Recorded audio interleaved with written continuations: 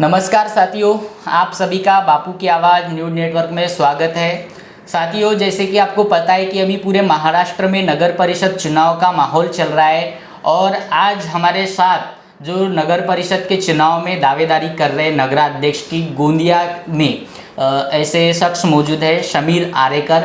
आज हम उनसे कुछ बातचीत करेंगे। साथियों, जैसे कि आपको पता है कि हमारा न्यूज़ नेटवर्क जो भी प्रत्याशी रहते हैं, जो भी उम्मीदवार रहते हैं, उनकी मन की बात या उनसे हम सवाल करते हैं वो जनता के हित में क्या कार्य करने वाले हैं, वह राजनीति में क्यों आए हैं, वह चुनाव क्यों लड़ना चाहते हैं। ऐसे अनेक प्रश्नों को लेकर आज हम इनसे चर्चा करने वाले हैं। समीर भैया, आपका सबसे पहले बापू की आवाज़ न्यूज़ नेटवर्क में स्वागत है। नमस्कार। क्या बताएंगे आप, नगराध्यक्ष का चुनाव लड़ने के लिए इच्छुक है, आपके मन में ये भावना कहाँ से आई, आपको इंटरेस्ट कैसे जागा? बचपन से जब से मैंने स्कूलिंग चालू किया, हमने एनसीसी में काम किया, एनसीसी किया हूँ मैंने। 11-12 में हमने एनएसएस के माध्यम से जनसेवा किए, वहाँ से हमको समाज सेवा का मन में जागरूक हुआ। उसके बाद जब हम कॉलेज में आए, इंजीनियरिंग की पढ़ाई जब हमने की है, उस समय हमने स्टूडेंट्स के बहुत सारे विषय सॉल्व किए। अच्छा। तभी हमको ये चीज़ समझ में आई कि भैया लोगों में तकलीफ़ें बहुत हैं, दूर करने के लिए सामने आना बहुत ज़रूरी है। तो उस समय कैसा होता था, हम बहुत जगह जाते थे। उस समय एक चीज़ बहुत चलती थी कि भैया पॉलिटिक्स एक गंदी नाली है, ये युवाओं ने वहाँ नहीं जाना चाहिए। बरोबर। तो ये सब हमारे कार्य की शुरुआत जो चालू हुई है वो क्यों, क्या, कैसे से ही चालू हुई है। तो फिर ठीक है, हम खुद उतर के उसको बदलने की कोशिश करते हैं, तब से हम राजकारण में आए। अच्छा, आप दावेदारी कर रहे हैं, नगराध्यक्ष की दावेदारी है कर रहे हैं, कौन से पक्ष से कर रहे हैं आप? हम भारतीय जनता पार्टी से, भारतीय जनता पार्टी से हमने आपके बारे में जानकारी निकाली है कि आप सालों से भारतीय जनता पार्टी में कार्य कर रहे हैं और लोगों के हित में कार्य कर रहे हैं। आपको ऐसा क्यों लग रहा है कि भारतीय जनता पार्टी ने आपको टिकट देना चाहिए? मैं ये इसलिए पूछ रहा हूँ कि आपके जैसे और भी लोग पक्ष के में कार्य करते हैं और पक्ष को टिकट मांगने का उनका हक है, संवैधानिक अधिकार है। तो आपको ऐसा क्यों लगता है कि वो लोगों में अलग है आप और आपको टिकट मिलना चाहिए? देखिए, अभी तक जिस तरीके से काम करने का हमारा तरीका रहा है, अभी तक के बहुत सारे लोग आए, बहुत सारे नगराध्यक्ष भी रहे जिन्होंने बहुत सारे काम किए, लेकिन कहीं ना कहीं निग्लिजेंस या कुछ ना कुछ चीज़ें छूट गई हैं। वो चीज़ें क्यों छूटी, उसका कारण क्या है? जब इस बारे में सोचा गया, चर्चा ही की गई, तब हमको एक चीज़ समझ में आई कि भैया कहीं ना कहीं मैनेजमेंट संभालने में दिक्कत हो रही है। और मैं खुद MBA का स्टूडेंट रहा हूँ। हमने अभी तक के राजनीतिक और सामाजिक दोनों जगह पे हर तबके के लोगों के साथ में काम किया है, हर समाज के लोगों के साथ में काम किया है, हर तरीके के लोगों के साथ में काम किया है। हमको मैनेजमेंट या विज़न हमारा लोगों से अलग है, या हम कार्य क्षमता को बढ़ाने के लिए काम करते हैं। अच्छा, देखिए, मैं अभी जो सवाल कर रहा हूँ रैपिड फायर, मेरे को बस हाँ या ना में जवाब चाहिए। बिल्कुल बिल्कुल। क्या लगता है आपको, गोंदिया शहर का विकास हुआ है या नहीं हुआ है? ना, नहीं हुआ है। तो आपका क्या विज़न है? आपको अगर जनता ने मौका दिया, अगर आपको टिकट मिली, आपको जनता ने मौका दिया, जनता को आपका आशीर्वाद मिला, तो आपका क्या प्रयत्न रहेगा, आपका क्या विज़न है विकास के? ये जो आपका क्वेश्चन था ना, ट्रिकी था। नहीं हुआ इसका मतलब ये नहीं है, विकास हुआ है, लेकिन जिस मात्रा में, जिस पैमाने पे, जिस एफिशिएंसी के साथ में होना चाहिए था ना, वो नहीं हुआ है। अच्छा। आप व्यापारी वर्ग के लिए कॉरिडोर की बात कर लीजिए, ठीक है, बाकी के शिक्षण क्षेत्र में बात कर लीजिए, आप स्वास्थ्य के क्षेत्र में बात कर लीजिए, आप कहीं पे भी फुलफिल हैं क्या? सब चीज़ें सुव्यवस्थित है क्या? आप इसके ऊपर में विचार करेंगे तो आपको लगेगा कि बहुत स्कोप है। और चेंजेस कैसे आएंगे? चेंजेस तभी आएंगे जब प्रशासन एकदम चुस्त दुरुस्त होगा, मैनेजमेंट एकदम परफेक्ट होगा, संभालने वाला आदमी कार्यदक्ष होगा, तब ये चेंजेस आएंगे। अच्छा, देखिए, ऐसे बातें तो हर कोई करता है। जैसे हमने आपसे सवाल किया, हम बाकी लोगों से भी सवाल करते हैं, वो यही चॉकलेट देते हैं कि दम होना चाहिए, ऐसा रहना चाहिए। आप जनता को कैसे विश्वास दिलाएंगे कि सही में आप वो काम कर सकते हैं, सही में आप हेल्थ डिपार्टमेंट की व्यवस्था अच्छी कर सकते हैं, सही में आप एजुकेशन अच्छा दिलवा सकते हैं गौर गरीब बच्चे? आप पता है आपको कि अभी गोंदिया में एक कुड़वा करके है, कुड़वा के पास में साइड में ही जो झोपड़पट्टी एरिया है, वहाँ पर आज भी वहाँ पर पर पालाची शाळा करके वहां पर चलाई जाती है। आज भी वहां पर स्कूल की बिल्डिंग नहीं बनी है। बराबर। तो ये किसकी जिम्मेदारी है, ये किसकी गलती है? आपको मैं यही पूछना चाहता हूँ कि आप जनता को कैसे विश्वास दिलाएंगे कि आप वो काम कर सकते? ठीक है, सबसे पहले इसका जवाब मैं यहाँ से चालू करूँगा कि मेरी दावेदारी कैसी आई।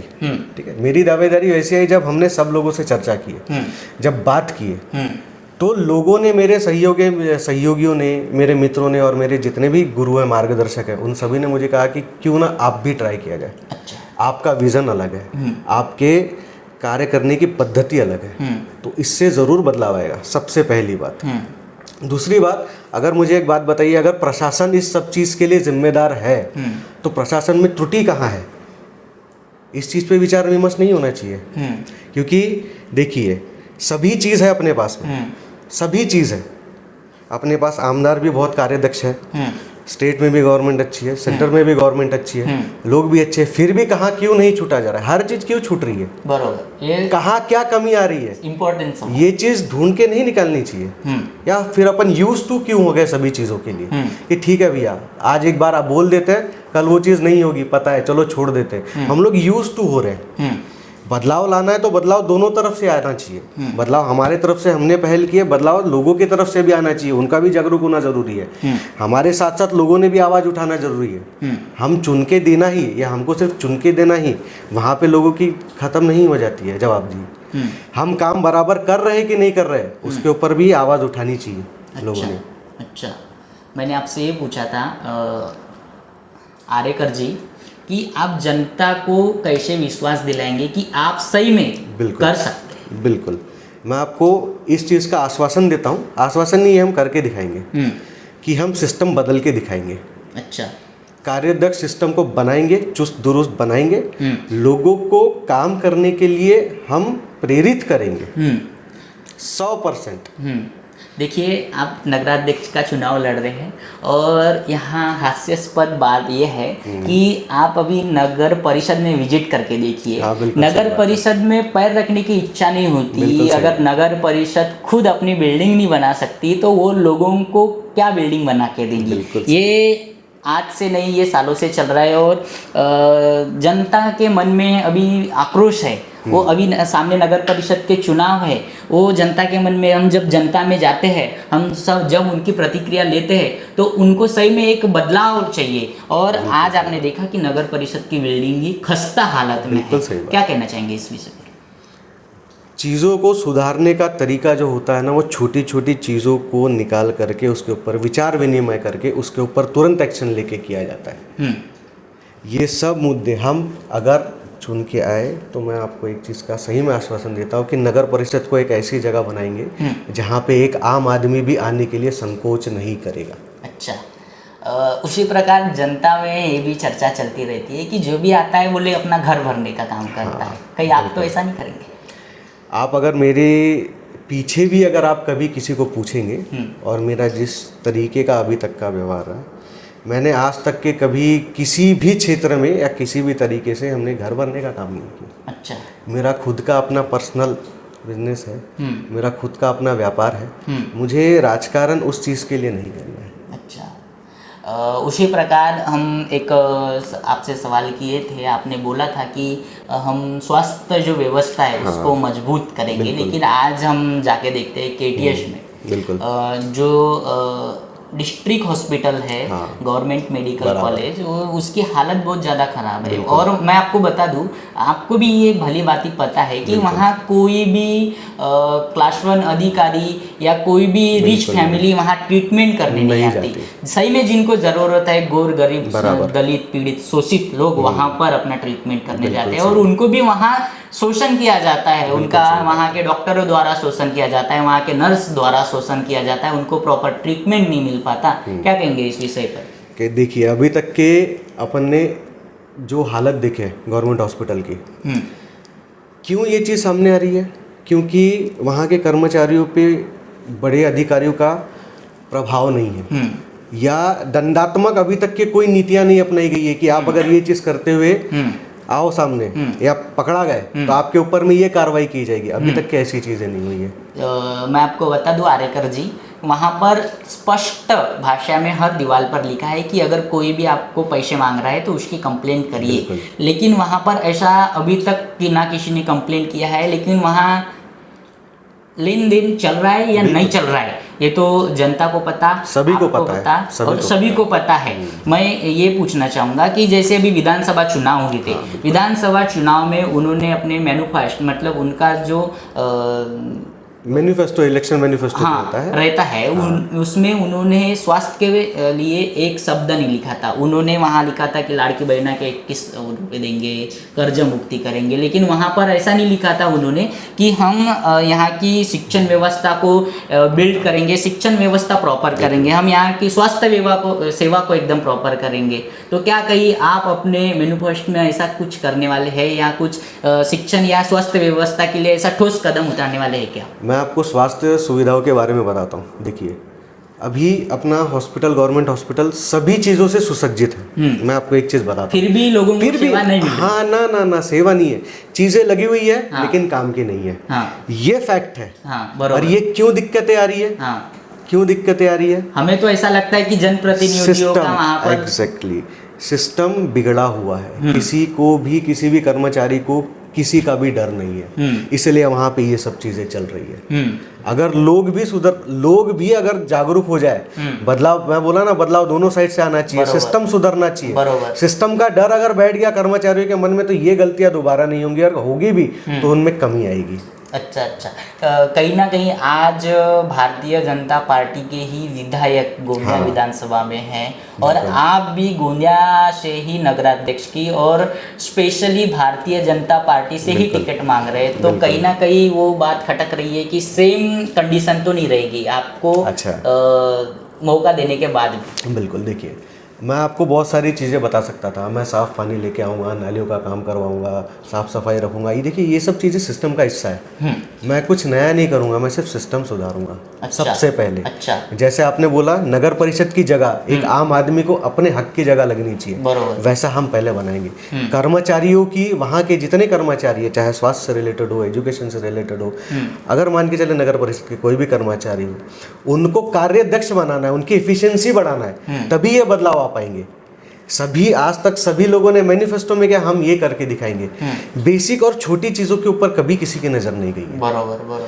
ये चीजें सुधारना बहुत जरूरी है। अगर ये चीजें हमने इतनी भी सुधार दी है तो अपने आप इफिशियंसी वहां पे बहुत प्रतिशत बढ़ जाएगी, और उसके बाद फिर अपन बाकी की चीजों के ऊपर में काम करेंगे कि जैसे अपने को जहां जहां जिस चीज की जरूरत है, चाहे वो शिक्षण क्षेत्र में हो, चाहे स्वास्थ्य के क्षेत्र में हो, सिस्टम एक बार सुधर गया तो उसके बाद में जो जो बदलाव अपने को जरूर लगेंगे, वो सब बदलाव हम ठोस कदम उठा के करेंगे। इसका मतलब जो भी घोड़ है, जो भी सब ये हो रहा है, ये प्रॉब्लम्स हो रही है जनता को, ये सब सिस्टम के कारण, ये सिस्टम का कार्य करने का जो तरीका है वो पूरा ठंडा हो चुका है, जिसके वजह से ये सब प्रॉब्लम हो रही है। अच्छा, उसी प्रकार आरेकर जी, भारत देश यहाँ युवाओं का देश करके पहचाना जाता है। आप भी एक युवा है, और जब हम जनता में जाते हैं तो अभी नगराध्यक्ष भी युवा ही चाहिए जनता को। जनता के मन में एक युवा चेहरा है अभी, और जनता को सही में एक युवा की गरज है। तो हम आपसे पूछना चाहेंगे कि अगर जनता ने आपको मौका दिया तो आप युवाओं के लिए क्या नया करेंगे? सबसे पहले जो युवाओं के साथ में सबसे बड़ी दिक्कत होती है ना, युवाओं को ट्रैक जरूर मिल जाता है, लेकिन मार्गदर्शन के अभाव के कारण ना युवा अपना मार्ग भटक जाते हैं। सबसे पहले वो मार्गदर्शन करने का काम और सही राह दिखाने का काम मैं करूँगा। अच्छा, दूसरी एक बात, मार्गदर्शन के साथ में ही आपको गोल अचीव करने के लिए कड़ी मेहनत का ही रास्ता अपनाना पड़ेगा। ये चीज़ जानना बहुत ज़रूरी है।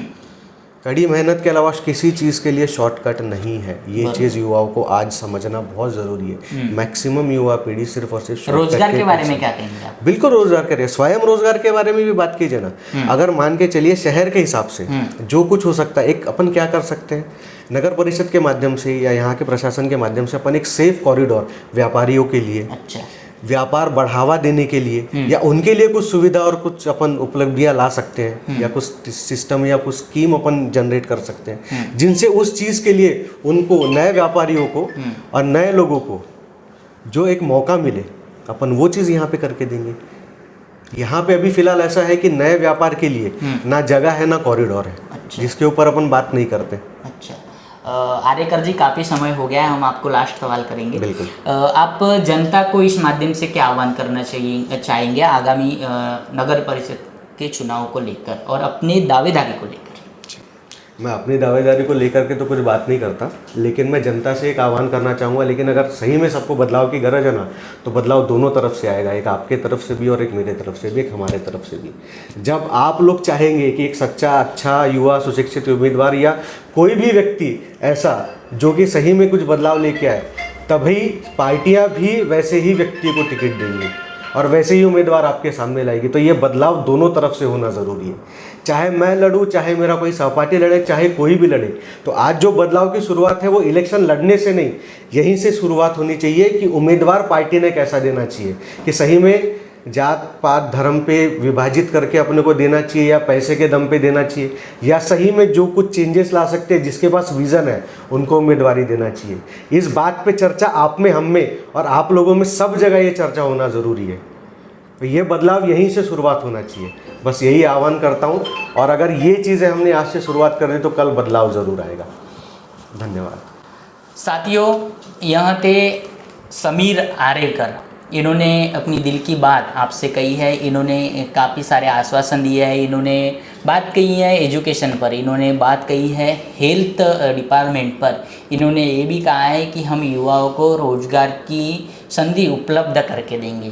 साथियों, अब देखना यह बाकी होगा कि भारतीय जनता पार्टी की टिकट किसको जाती है और किसको नहीं जाती, यह देखने लायक रहेगा। उसी प्रकार साथियों, गोंदिया की जनता नगराध्यक्ष के रूप में किसको मदद करती है, किसको चुन के लाती है, यह भी देखने लायक रहेगा। तब तक के देखते रहिए, बने रहिए बापू की आवाज़ न्यूज़ नेटवर्क के साथ।